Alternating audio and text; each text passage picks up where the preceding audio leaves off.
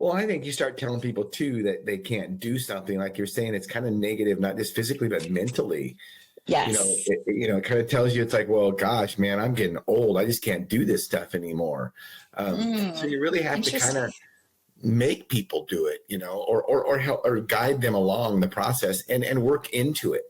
Yeah. Well, I also think too that we assume that pain is always bad. And I'm not saying that it should be sharp and excruciating, but sometimes to get through something, you have to experience a little uncomfortableness to get that joint or knee or ankle or leg working, because if it's stationary, it's just been my experience that when I'm stationary after I've been injured, that it actually hurts more.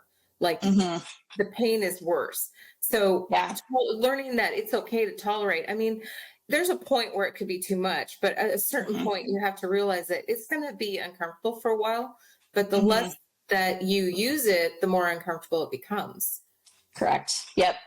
It's like the risk outweighs the reward, I guess, in that sense, right? It's like, and I think that's something I, have learned along the way to even set that expectation from the go with people is like, we need to actually expect things to be a little bit uncomfortable. And maybe that's actually like a good thing because we are like showing it and kind of like reteaching ourselves that we can tolerate discomfort. Because I think we've all been told and taught that like, we shouldn't feel pain. That's like, again, that means something's wrong and that we like shouldn't feel that feeling. But maybe actually like leaning into that and like learning to be more comfortable with it, like is actually like a superpower and not something to be like afraid of.